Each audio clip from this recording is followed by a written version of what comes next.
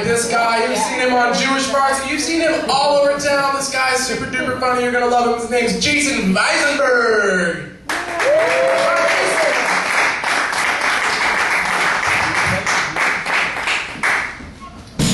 Thank you, everybody. That was a real raucous applause. No one's gonna be better than that. No one's gonna try to one-up themselves.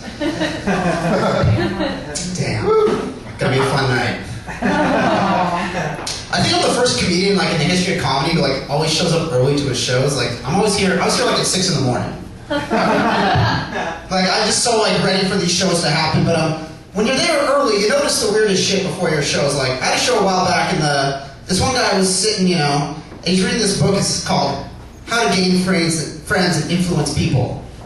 Then I realized on me, he probably doesn't know how to read very well, because I think rule number 1 is to not read that book in public. Like, who the fuck reads that kind of shit, honestly? Other than that psychopath. I think he murdered like 6 people after my show. At least I killed. Shit.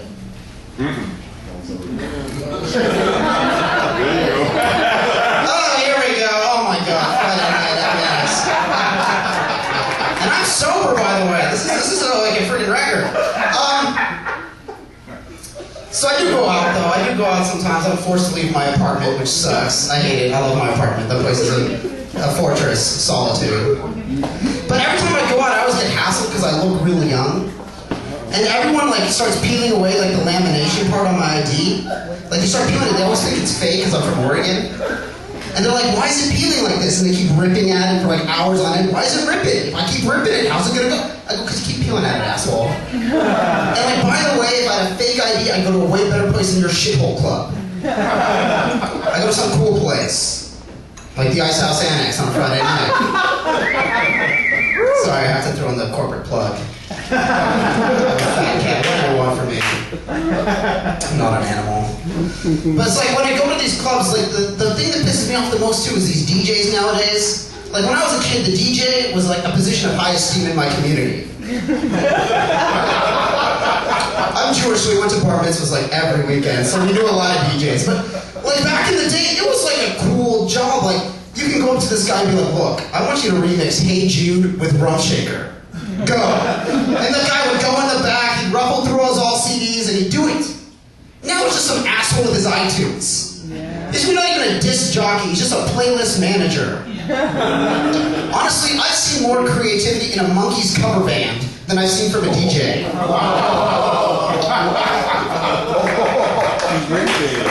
I've actually seen Monkees do more than a DJ recently. Like, I feel like the DJ's at the club, you know, he's like dancing. Some girls actually go home with this guy. It's of my opinion, every time a girl goes home with a DJ, an angel loses its wings.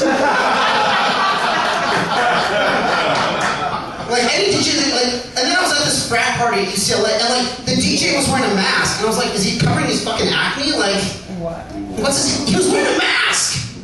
He looked like a psychopath who also didn't know music very well. So yeah, you can tell I'm very popular with the ladies. Actually, I am. That was kind of. Thanks for not laughing. You encouraged me there. But yeah, no, I hear a lot of stupid shit in my day because I work in retail. But one guy I used to work with, he told me the most fucked up thing ever too. He goes, you know, prison ain't that bad. You get free dental care. Wow. That's why you go to prison for the dental care? It's not the threat of rape that gets you, it's the fact that you might not have pearly whites. Okay, obviously everyone has shitty teeth in here except me. And British bastards. Except me. Because I grew up in Canada, where we had health care. Which was awesome, because you know, it was fun too. I came to America for college, so they gave me a free health card. So, you know, they gave me that for 5 years. I ended up finishing college in 3. So I had 2 years when I moved to LA of free health care. I was the toughest motherfucker in town. I'd be walking by anywhere, I'd be playing basketball, I'd be, bring it on, bitch! What you gonna do, punk? Going to the best. Now I see those same guys like 2 years later, I'm like, oh, please don't hurt me. I'm really afraid, please don't fuck with me. Would be preferred. So yeah, this was a good show I did. I performed after a Christian rapper. That was a little eccentric for me. But the first thing he said was like the best thing he said. He's like, you know what, kids? I I say no to sex before marriage. And then he points to his wife, or girlfriend, or fiance, or whoever the hell she was. And I follow the finger where it's pointing, and all I can think is, yeesh. Couldn't agree more, sir. I wouldn't be doing that unless something was at stake. But it's funny because a lot of Christian, people with the whole sex before marriage and all that bullshit, and they're like, why buy the cow when I can get the milk for free? But it's funny, in my religion, Judaism, it's kind of the other way around. It's like, I'm giving you such a great deal on the cow. The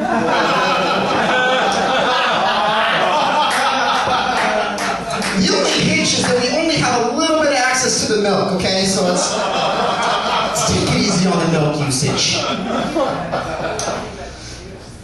And then, the other thing in Judaism too, speaking of all this milk and stuff, it's got me kind of hungry, but there's no milk with meat, which is kind of lame if you think about it. Like, if you go to a bar mitzvah, right, and you get a badass piece of steak, that dessert's gonna suck. And I don't know about you, but I'm a dessert-centric person. I can't speak English, I'm sorry. I blame it on my dad. He moved here from Israel 60 years ago, but I guess I'm still like an immigrante. But, like, no milk and meat. It's like, every good dessert has milk. Don't try to tell me sherbet's fucking good, anybody. I defy you to tell me a good sherbet. It's fucking sherbet. It's cake. It's ice cream. That's dessert. So I remember my one friend, too, it's like T-bone steak. You're like, sweet. And then you're like, oh, fuck. The rest of the evening's gonna suck. And the other interesting thing about bar mitzvahs, too, is like, these are some lavish-ass parties for 13-year-old kids. 13-year-old children. Imagine if we would have been smart and saved the money for when we were in our 20s. Who wouldn't want a lavish Four Seasons night in an open bar? Instead, we're all trying to take beer bongs in my friend's apartments. Like, we sort of didn't, as Jews, we kind of use shitty financial planning in the long term on that one. Yeah. Anything else going on in the news? Oh, wait, nothing. Okay. Continue that. The economy sucks. Arnold sucked, but the thing he's lucky about is I loved Kindergarten Cop. I loved Kindergarten Cop. You could raise the tax rate to 110%, as long as that shit's still on syndication. I'm good. That movie was great. It's not the Puma. Nobody else remembers that but me. Also, Twins was good too. I like the Danny DeVito. I like the juxtaposition between the two heights. It's like me and every friend I've ever had in my life because I played basketball. And it's funny too because not a lot of people think I could be good at basketball, but I fooled them wrong by dressing appropriately. Like, it's funny because I played with a bunch of my coworkers and I actually ended up winning an award at the end of the season for Surprise Player of the Year. So like the award ceremony was kind of like a backhanded slap/compliment. They're like, well, we thought you really suck, considering you're a short Jew with glasses. But you actually weren't half bad. Like when we play other stores and other places, like they like to put me out there for shock value.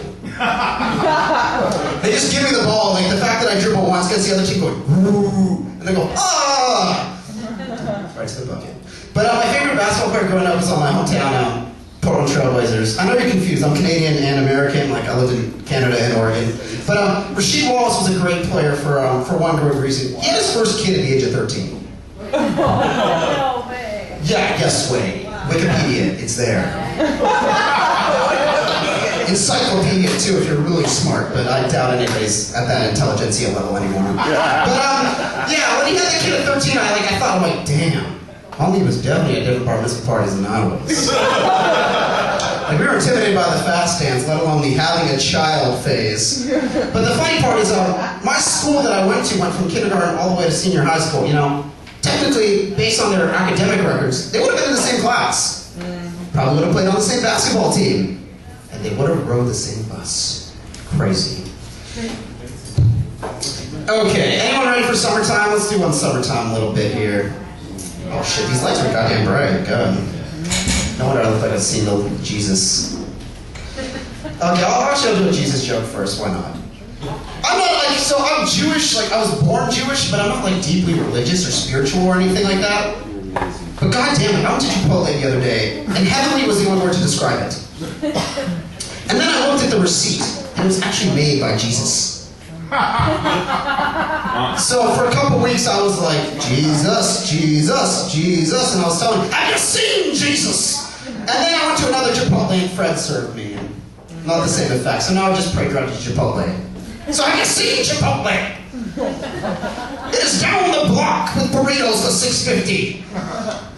Chipotle's awesome. But so everyone's gonna wear their sunglasses at some point in the summer, except me, because I wear normal glasses, so I'm not gonna like double down or anything. But please, like, do yourselves a favor, but do me a bigger favor, and don't wear your sunglasses inside. 2 types of people wear sunglasses inside: assholes and Jack Nicholson. And none of you are Jack Nicholson. Thank you very much. My name's Jason Visenberg.